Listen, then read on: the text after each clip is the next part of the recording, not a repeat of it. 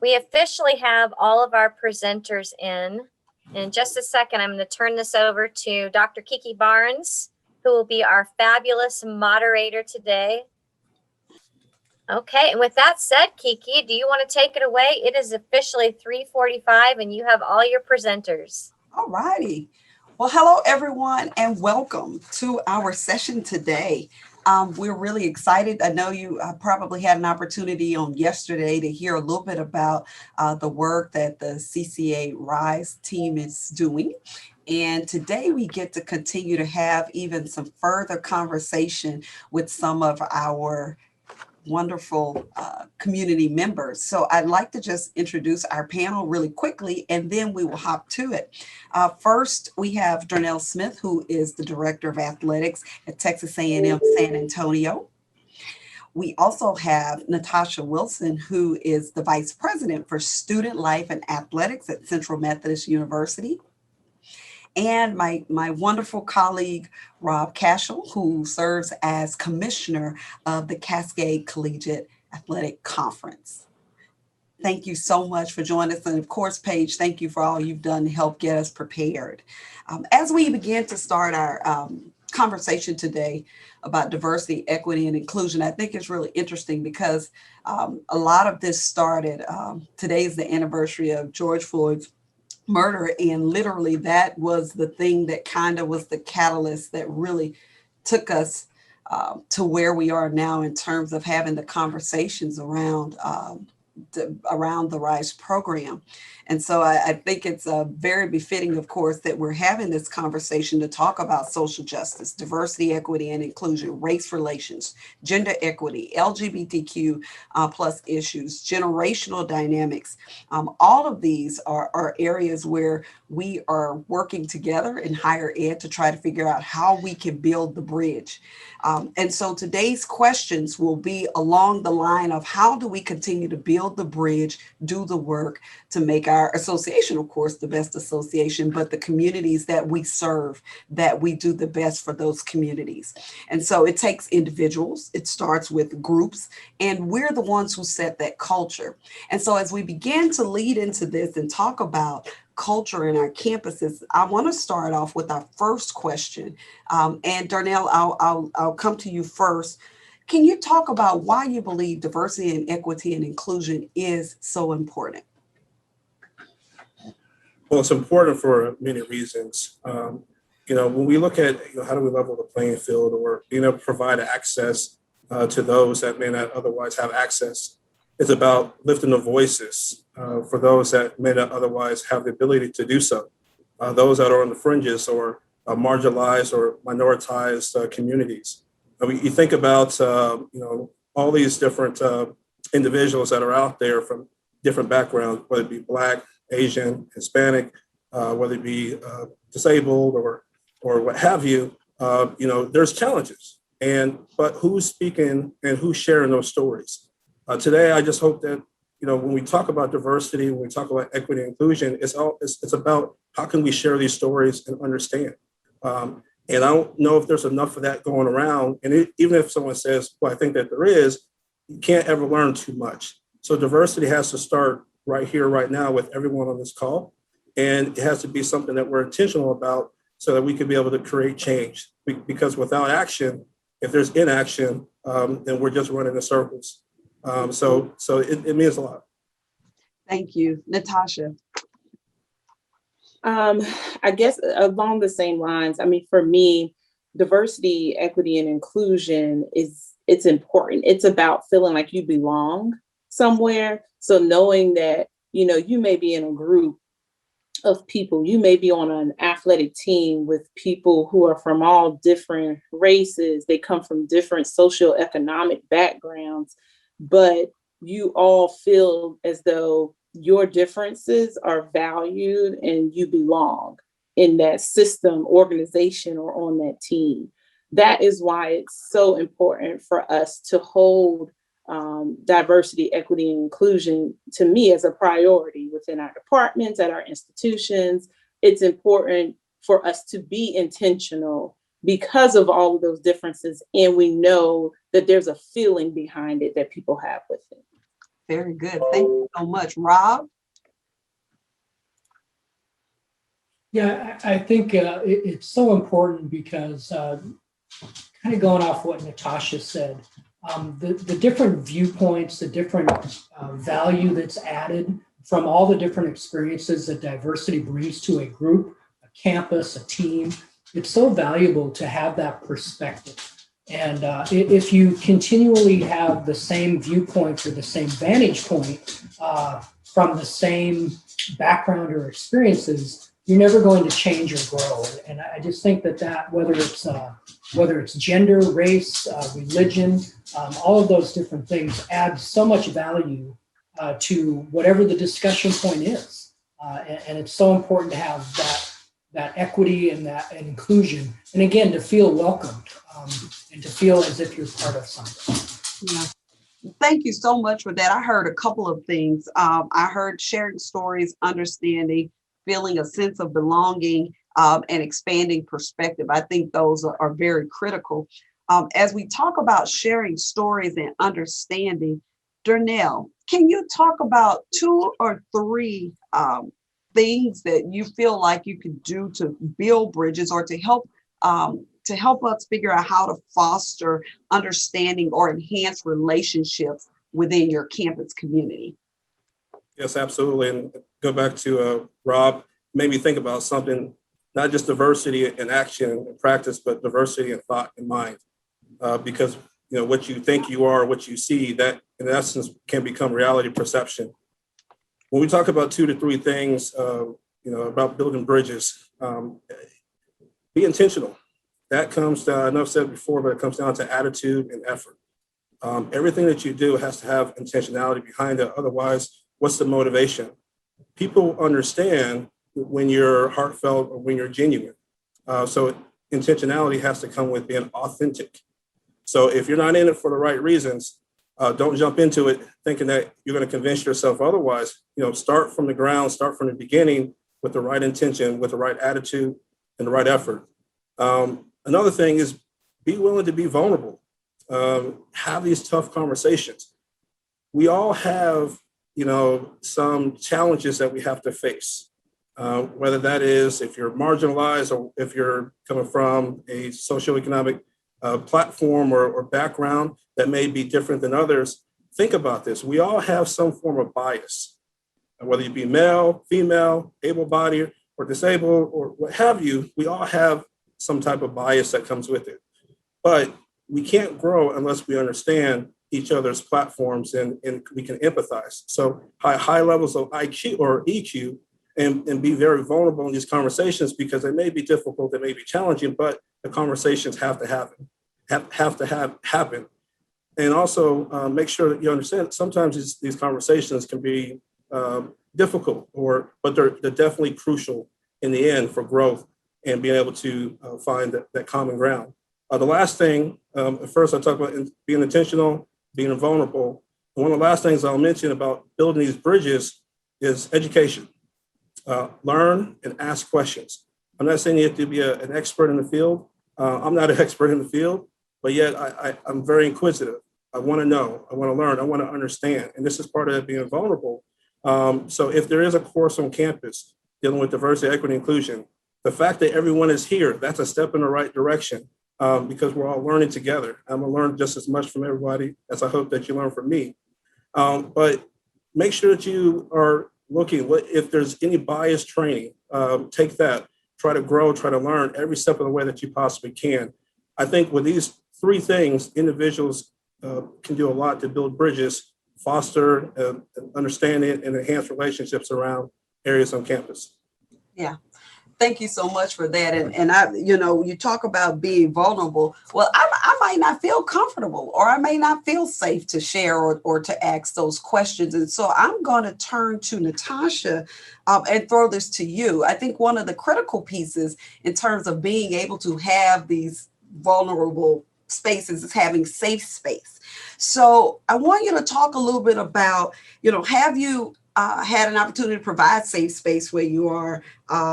And then kind of how would you do that? And how would you communicate and dialogue with others on campus about their areas of concerns? Right. So I think having a safe space is critical, because people will not feel comfortable. They won't share, they won't open up that anything is even wrong if they don't feel as though they have a safe space to come to. I can tell you, and when you define a safe space, you're looking at places that don't have a bias, where people are open, who are free to listen, and have that empathy and understanding. You need to show that you're being genuine and authentic as well when allowing folks to come into your safe space.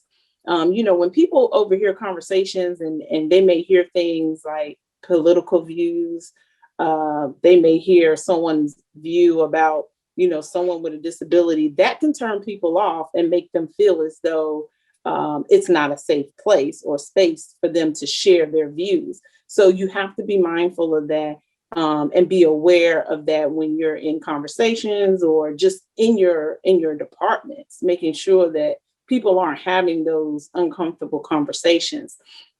I would say, definitely it's critical to identify certain safe spaces. I mean, we have, our chaplain definitely is a place where students can go to.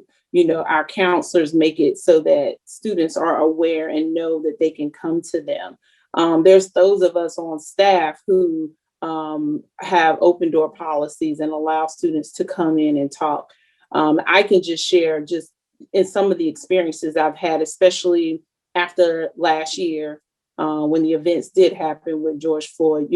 I was uncomfortable. I was uncomfortable. There were staff members who were uncomfortable. And and I'm just going to be real, people of color who might have been uncomfortable, and people who may not have been of color, who didn't even know how to approach or say anything to us. So, one thing that I definitely did, I reached out to the athletic directors in our conference, and I put out a letter to them. And I just said to them, look, this is how I'm feeling. And I know if I'm feeling this way, you may have student athletes, you may have staff who feel that way. Just talk to them. I kind of tried to open that door for people to feel comfortable. And I love the responses I got. I felt like everyone reached out to me and they thanked me for even sending the email. They weren't sure. I got phone calls just to start the dialogue of, this is how you do have these conversations. We also met with some of the students on campus in our African American Student Union group, provided them an opportunity and a space just to have conversation with me and President Drake, unbiased conversation. We allowed them to voice how they have felt maybe here on campus in certain situations, but just giving them the floor to just voice their opinions. And sometimes that's just what you need to do, just to let people just vent. Sometimes they just need a space that they can just talk in and not feel judged. So having those spaces and those opportunities for students to have conversations is very important, because we learn things that we would not have learned if we had not given them an opportunity to just share and voice some of their feelings and concerns. Man, that's awesome. And I think there were a couple of things I took from that in terms of identifying some people on your campus, counselors, chaplains, who can help facilitate some of that. I think that's a critical piece that I thought was really interesting that you shared, as well as reaching out to colleagues to actually start the conversation and being able to start talking about that. So I think those were great pieces that you shared in terms of kind of beginning to develop this safe space so we can have that conversation. There's also sometimes, in some of the conversations we've had people say things like, I want to speak up, but, I'm concerned about, losing friendships, destroying relationships, be seen as not actually caring. Maybe that could happen. And so I'm going to go to Rob and ask him, can you talk a little bit about, what that may mean and what kind of thoughts you could share with our membership on encouraging them to be able to take that step to really be able to have those conversations and speak up when there are situations that may be seen that are not appropriate or out of order, or someone's, being treated unfairly. Rob, are you there?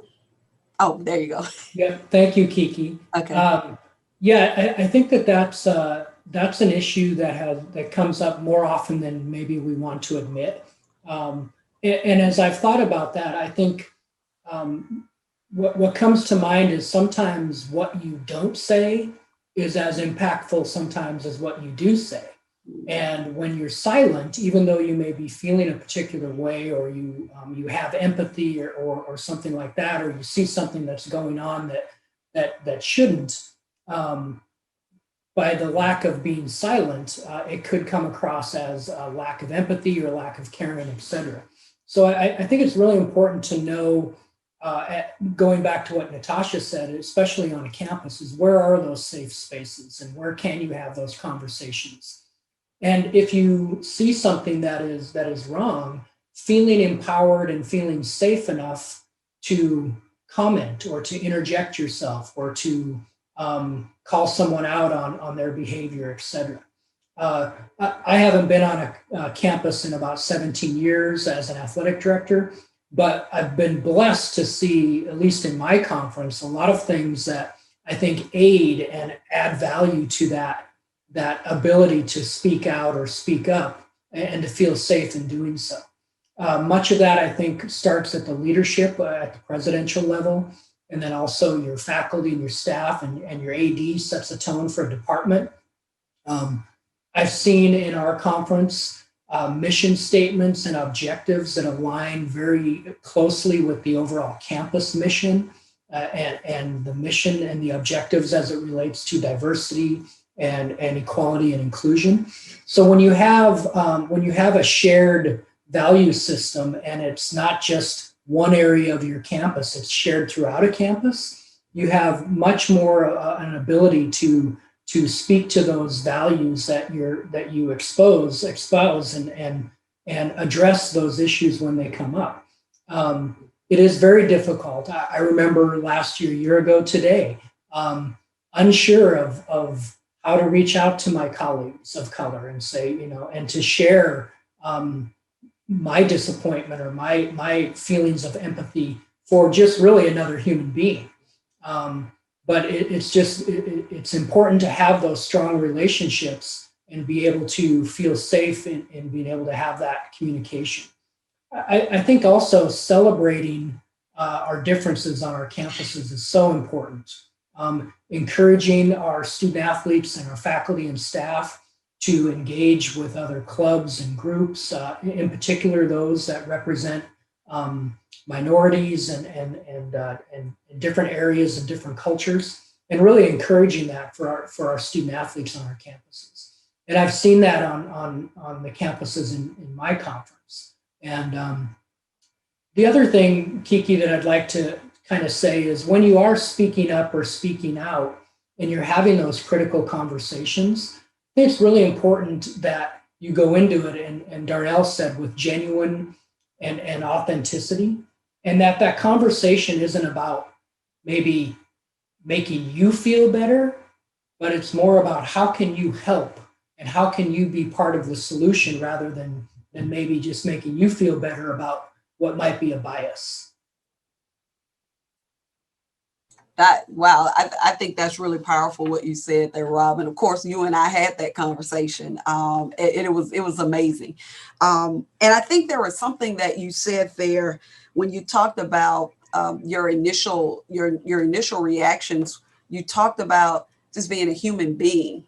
And I think that that's a critical piece when we're talking about how are we going to have these conversations. I think that we spend so much time like, well, as a Black person or as a white person or as whoever we are, like we don't even get to the nuts and bolts of being a human being. Like if you were thinking about this from the perspective of just being a human being, regardless of the race and all those other things, then if we can start there, we can have some conversation because we're all human beings and we all have feelings. And so I think that was a really, really critical piece that you mentioned, because I think that also helps us get to the authenticity that we talked about. Well, what does it mean to be authentic? I mean, you really have to think about this as, we're being, as a human being, not a Black person or a white person, but a human being. And if we can get there, you talked about shared, I think there's a shared feeling about what it means to be a human being. I think that's a great place to start. Now, I want to continue to kind of move the conversation, because that definitely helps us kind of situate our next question. And Darnell, I'm actually coming back to you. One of the things Rob mentioned, he talked about, being able to speak up. But we know we've had situations where, of course, we may have a colleague, or, we may have student athletes and they've, maybe used racial slurs, or they're doing things that just, again, don't promote diversity, equity, inclusion, and move us forward. How do we hold our peers accountable for stereotypical beliefs and discriminatory actions? Yeah, thanks for that question, Kiki. You want to give me the hardest question? I'm just messing with you. No, I mean, it is a great question. And one thing I wanted to speak to Rob's point about kind of something that's an undercurrent for this entire conversation is, a lot of this takes courage to be able to speak up, to be able to be vulnerable, to be able to drop your ego, to want to learn, to say, hey, look, I don't know all the answers. It takes courage. And the safe spaces that we have, that's the intentionality that comes into that, because every safe space is different. When we talk about stereotypical beliefs or discriminatory actions, this is where the education, this is where the understanding comes in, to be patient. So that's another word I'll throw out. Too quickly, individuals, human beings, we like to rush to judgment without truly seeing the bigger picture or truly trying to understand it. And that is, it could just be myopic thinking based on your limited worldview, or it could just be very intentional. If something is intentional, where, hey, look, I'm saying this because I intend to harm or discredit, or my intentionality is not good at all, look, I watched this show on Oprah Network by Iyanla Van Zant. So I'll let y'all look into that. But she has a quote that I would say here: you got to call a thing, okay? And so if someone is coming at you, and if they're practicing or they're doing all these things that are hurtful, harmful, you got to call it out. But that takes courage too. And don't be afraid to do so. You got to go to either move it up the flagpole, get to the right authority, or get it to your boss or supervisor, depending if it happens in a workplace or outside. But don't be afraid to be able to stand up for what you feel is right. And again, that takes courage. I'm not saying put yourself in a harmful situation, but think about it. But also, if people are ignorant, meaning that there's bias that goes into, I know Rob talked about it with Natasha, that's where hopefully some education, if you see the bigger picture, let's talk about why this is wrong. Let's talk about how we can see this in a different perspective.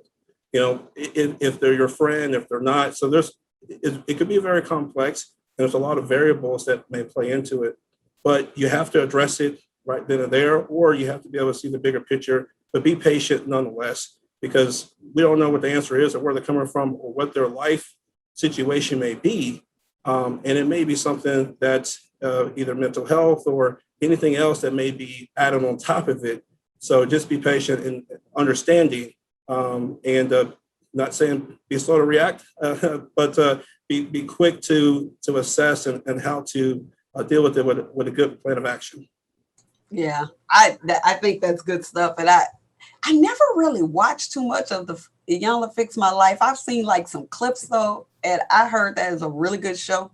But I like what you said when you said you have to call a thing, and we have to be able to do that. But I think one of the things I think would also be helpful is sometimes ask the question, well, why? Honestly, I want to know why. Because maybe if I understand why, then maybe we can help and move from there too. But I also think there's why do you believe that? Why? Yeah.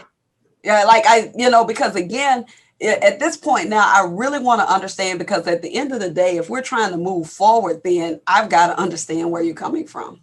And I think when we think about leadership in general, and so, okay, I know I'm the interviewee, but I have to say this, y'all. I'm not supposed to be interviewing people, but I have to say this. But when we think about leadership, this diversity, this equity, and this inclusion, all this is hard. Like, this is hard. This is hard work. So let me just say it's hard, because I believe what I believe, and I've been believing that all my life. And now I'm, having a conversation or trying to develop a relationship with somebody who may not believe what I believe. And so now, like, we really have to explore, like, well, why and how did you come to that conclusion? So really being in a space where we can commit to wanting to develop the relationship helps us to be able to have the tough conversations. Because let me be honest, like, I don't know if I feel comfortable with just calling somebody out if I don't really know them. Yeah. Even I think they're wrong. I can't say I would have the courage to do that. I'm just going to be honest with y'all. Like, I don't know them, so I'm just going to keep on moving and just pray somebody else in their circle that knows them would figure that out, just to be honest. But I believe that in order to do this work, we have to commit to wanting to have stronger relationships with one another. And if we can commit there, then we can really start. Then we can be vulnerable, because I know you, and it's a situation where, and I'll say right now, because a lot of our conversations has been Black versus white. Okay, so we've had a lot of those conversations, right? Well, I have a lot of white friends, a lot of white colleagues. It wasn't hard for me to have the conversation, because we already had a shared value. We already had a relationship. And also, if they said something I didn't like, there wasn't this concern about losing the relationship, because it already existed and we were there. It was like, I really want to know. And so I was able to say some things and they were able to hear some things, but there was an already strong established relationship. So I think as we talk about this and we're calling a thing and all these kinds of pieces, I think we have to also understand the importance as leaders in higher education of the relationship piece in the work that we do. And as we do that, it helps us to be able to move into those spaces. Just my thought. But anyway, as we move along, and continue to have the conversation, one of the things that you may have heard as we've talked through diversity, equity, and inclusion and all these different things, social justice is about having allies, from the majority. Where are the people who are going to speak up? Your friends, the cutting up, they say things they're not supposed to say. Like, where are the allies? And so I'm going to you, Natasha, because I want you to kind of talk a little bit about why is it important for us to make sure that we have allies and champions on campus for each other as colleagues, but also for our student athletes. Well, I think you kind of hit it on the head when you talked about having the relationship and how, you could ask the question why of the people that people who are colleagues, and you didn't have to feel as uncomfortable asking them, like, well, why is this? Or why do you believe that?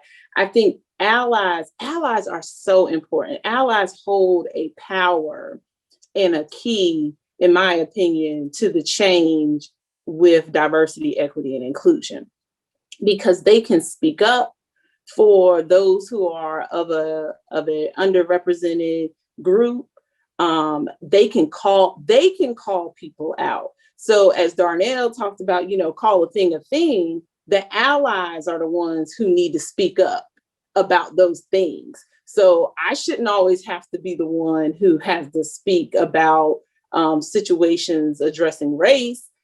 In my opinion, it's a human thing that we all should think it's the right thing to do, to speak up when someone is saying something disrespectful, or if it was someone with a disability. Like, we all should feel some type of responsibility to speak up. And allies, that's that power that allies and champions have in the DEI space. I think it's real easy to call yourself an ally sometimes, but not really be one. So we also have to remember what the role of being an ally truly is. I mean, an example is, a white men in college athletics should be mentoring, being a sponsor to other women, to people of color, just because they know that they might be the majority in this, and they can pull others along, especially those who are underrepresented. That's how important allyship is. It is a power that I don't think people understand is a true power that they have in this space. I think that's good. I never heard anyone put it that way. You talked about the power in allyship. And when I think about what you said in terms of the example you gave, I think about mentorship is the same thing. It's really the same thing. But we're saying be intentional about who's a part of your group, who's a part of your tree. Yes. In any sense. Yeah. I mean, and I can honestly attest to it. I know that I have colleagues who are of all different spaces, races, whatever, who I feel confident will speak for me or be a sponsor for me. And that's important, especially as I try to move along and I've tried to get to where I am today. I know that it was important that I had those people or those allies who championed and sponsored for me. So being an ally, it's a power, like I said, that people I don't think understand is a true power and benefit, especially when it comes to diversity, equity, and inclusion. Wow. Yeah, that's good stuff. Thank you for that. Rob, can you talk a little bit about some of the work you've done in terms of DEI as an ally or champion? Well, I'd like to say it was abundant, but it probably continues to evolve in that area. I will dovetail off of the relationships part. And I think the most important part for me throughout my career in really every space, including diversity and equity and inclusion, has been focusing on relationships rather than results. And I say that a lot about our work in intercollegiate athletics. And I know as a younger professional, I concentrated a lot on results and not so much on relationships. As I've grown professionally, I've concentrated more on relationships rather than results. Now, results are important, don't get me wrong. We all have to have results to keep our jobs and to keep moving forward. That's right. But I will say that what I have found is that in every instance, when there's a negative situation or something has gone wrong or anything like that, if you're trying to build a relationship in the middle of all of that, it's way too late. So you have to spend time building relationships ahead of time. So when you hit those rocky waves and those patches where you have to come together, you know who that ally is. You know from past experiences and past past situations that you either are considered an ally by someone or you know who your allies are. So I think that is an overarching kind of philosophy, if you will, is that you need to build relationships, even if sometimes it has to be at the expense of a result. Other things that I think I've done, personally to be an ally is definitely reaching out to colleagues and asking that critical question of why. Kiki and I had the conversation last year, and it was really about letting your guard down, as Darnell said, being vulnerable and saying, I don't know, I don't understand what to do, I don't know how to help, I don't know where I should be in this conversation. So again, Kiki and I had such a good, strong relationship that was an easy conversation to have. And even if I said something that might have been wrong or offline or offensive or whatever, not knowing, Kiki was able to say, hey, Rob, I'm pulling you back to where, this is where you need to be. So I would say that those are really critical. I think also our work with RISE through the CCA Association has been critical in this space this last year. In particular, looking at legislation that is going to enhance our governance structure. We've been able to be involved in that. We've also been involved in promoting the senior women's leader position that's going to be voted on this week. And then also just looking at trying to help and be that ally that Natasha is talking about.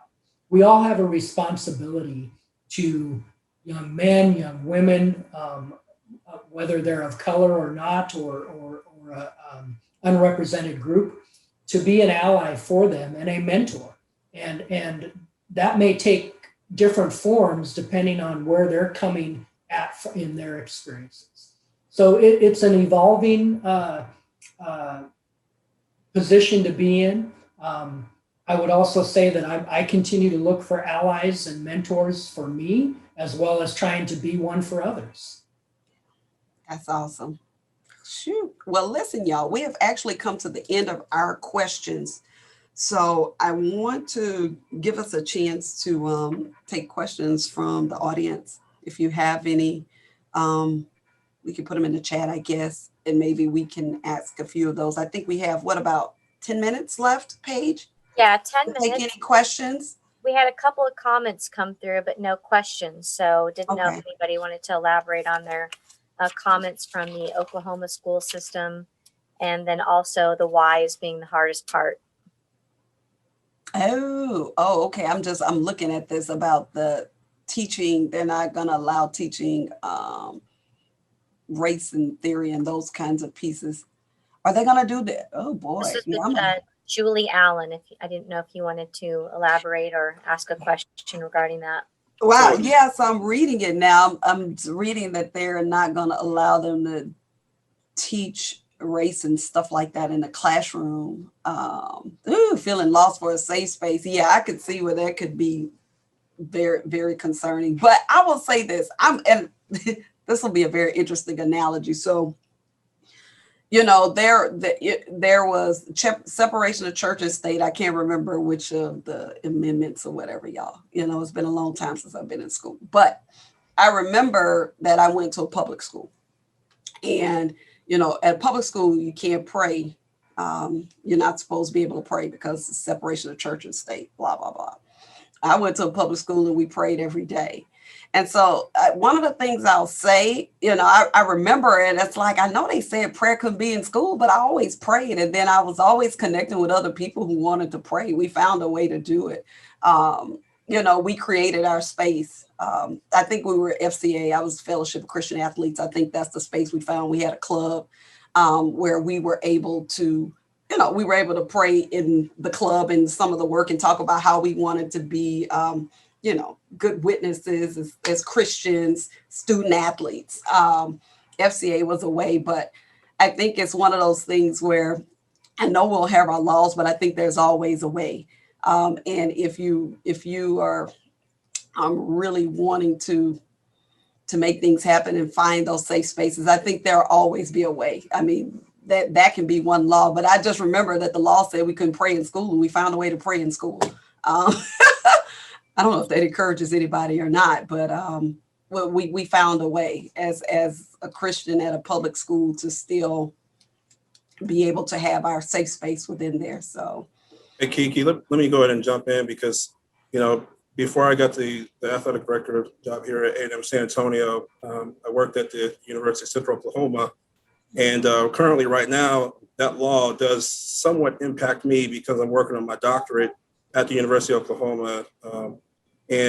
Part of my research kind of is focused on critical race theory.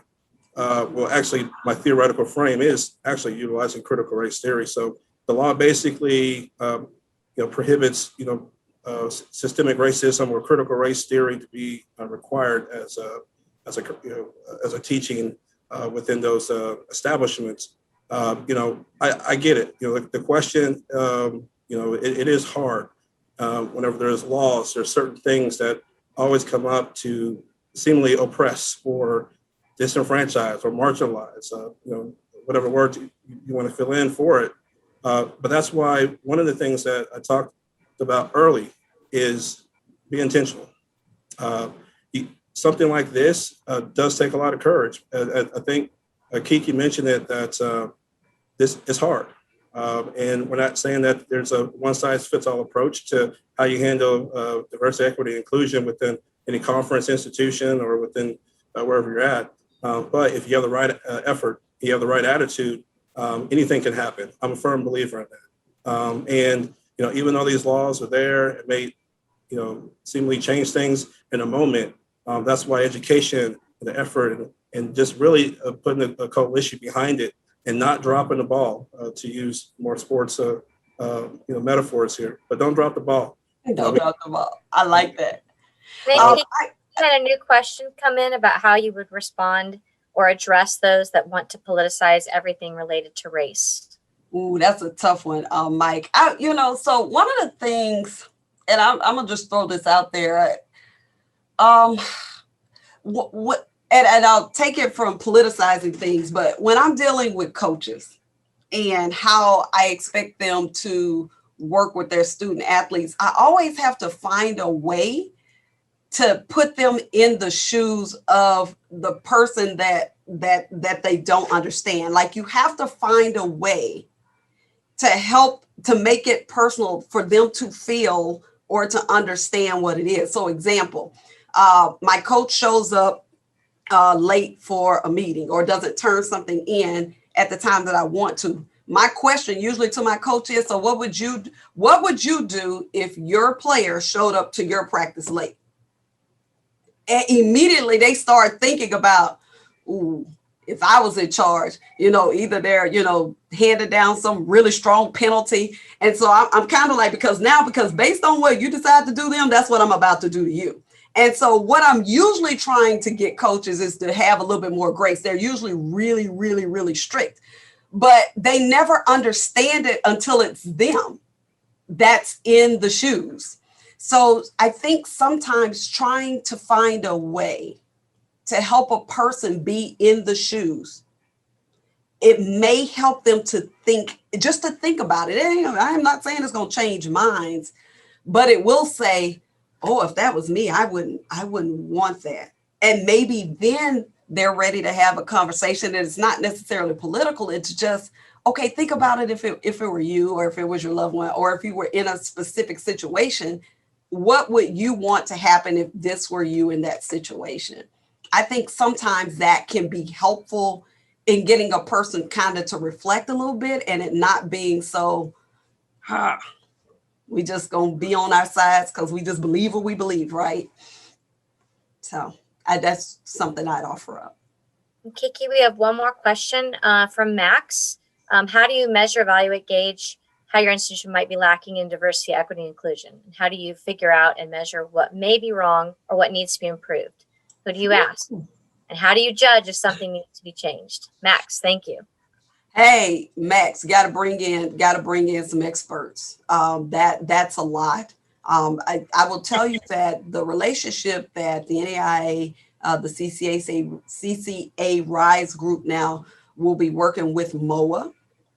Stan Johnson is the executive director, but also the person that's going to help us to try to navigate this. If you can find someone who is doing this work, I would recommend you connecting with someone maybe in one of those associations who can help your team or your university for, go through the process of trying to do some self-examination and pull together a plan. I would just recommend you have to take an assessment of where everyone is. And I don't mean just at the manager level. I'm talking top board level to your executive, president's executive board. And those are conversations that we have had here, that's where we have to start, is an assessment of because everyone has a different belief system, has come up differently. Even through to faculty. So you have to get an assessment done. And like Kiki said, you have to, someone from the outside. You may have people on the inside of your campus who do this work. And I would recommend that they help you in your programming, your ongoing programming that you need to do. But the assessment, really probably needs to be someone from the outside who can truly kind of give that outside opinion and view of this is where the temperature is on your campus. And one thing I'll add to that, because absolutely what Natasha mentioned, but just like with the NAIA, they're very intentional about including these conversations and having this this call today. But on your campus, check to see if it's included in your strategic plan or within your department or within the institution overall.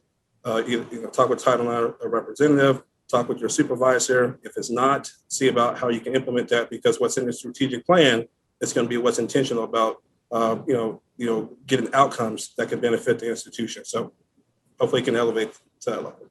Wow. Well, y'all, I think they dropped the mic on that. I just want to say thank you all so much. Thank you to our panelists, Rob, Natasha, Darnell. Thank you. Paige, thank you, for keeping us organized. Thank you all for tuning in and sharing with us today. Thank you for letting me live out my fantasy of being Oprah and being the moderator at an interview. Thank you. And I'd like to end with one thing as we move forward, just to kind of ponder.